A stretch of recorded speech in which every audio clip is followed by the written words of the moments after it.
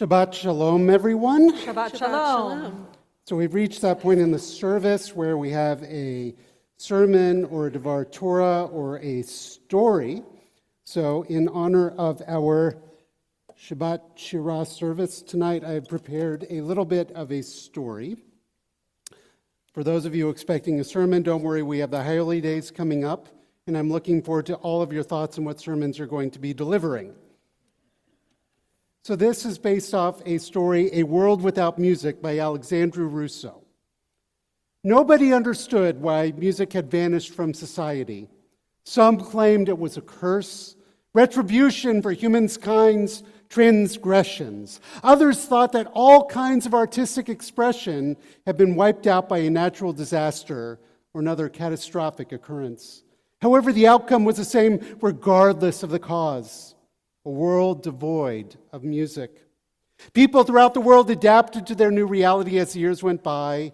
Through writing, dance, and other forms of expression, they discovered new methods to express themselves. However, the loss of music was never completely forgotten because it was constantly felt. Yet there were rumors of a covert society, a collection of individuals who were still capable of creating music. People outside of their own circles hardly ever saw them because they were so very elusive. But whispers lingered, and people whispered about their enigmatic behavior. Ava, a little girl, came across a member of the secret society one day. Ava was mesmerized as he performed a gorgeous guitar riff. He grinned at her as she walked up to him. She questioned, "You're one of them, aren't you?" He gave a nod. "I am, yes. We are the guardians of music, the ones who can still vividly recall what it feels like to hear a song and be deeply moved by it." Ava begged the man to show her how to play since she was fascinated. She started practicing every day and studying music once Dad gave his approval. Ava felt the forces of music as her abilities advanced. There was more to it than merely a run of notes and chords. It served both a language and a vehicle for ideas and feelings that no other means of expression could offer. Ava eventually joined the secret club and became one of the music's caretakers. They performed in secret, sharing their work with only those who truly appreciated it. As the years passed, Ava grew older. She was aware that when she passed away, the world would still be without music. She found solace, though, in the fact that there were others just like her. People who understood the power of music and would keep it alive even in a society that had lost sight of its beauty. She therefore grinned as she shut her eyes for the last time, comfortable in the idea that music would always remain, even if it were only in a select few people's heart. A bizarre occurrence happened when her final breath was expelled from her mouth. A symphony of sounds appeared to animate the environment around her. A lovely song was created by the blending of the patter of rain, wind, and leaf rustling. It appeared as though nature had succeeded where people failed. She widened her eyes. In awe, she became aware of her company. She had a number of people gathered around her, and they were all sobbing. They had heard the music as well and understood what it stood for. They all pledged to keep the memory of the music alive and to pass it on to upcoming generations so that it wouldn't be lost ever again.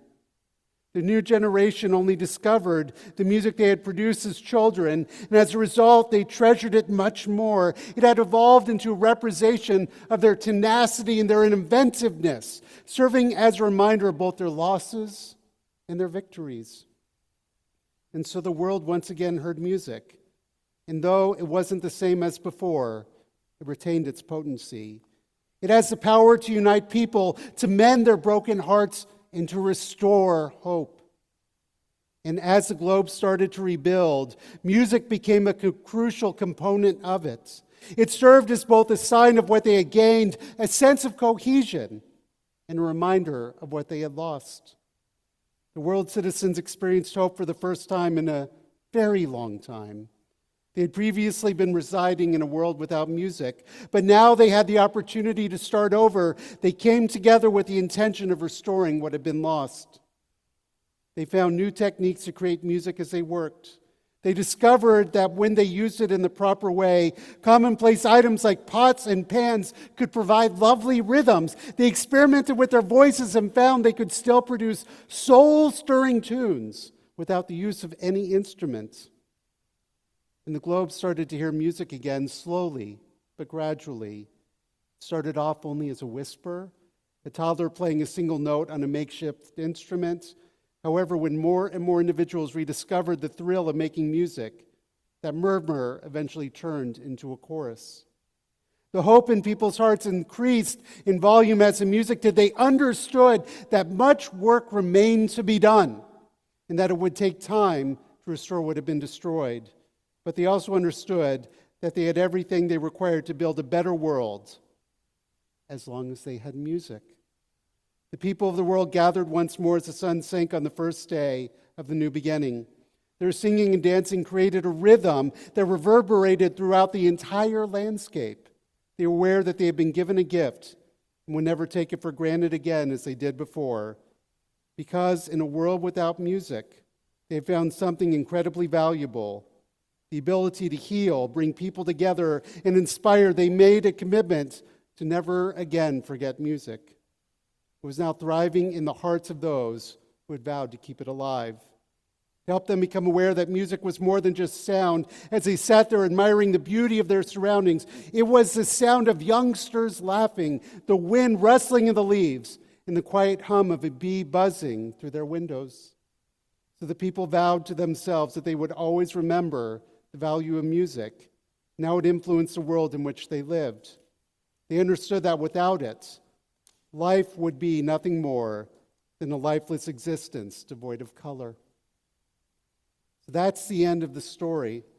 But there's a nechemta, a little addition I would like to add, which is in times, such challenging times as these, and yes, they are challenging times, it seems all too often there is a world devoid of color, a world filled with hurt and pain, with confusion and suffering, a world filled with anger and self-righteousness, a world without hope, a world where we fear we are losing connections with each other, with connections with our community, with connections with our soul.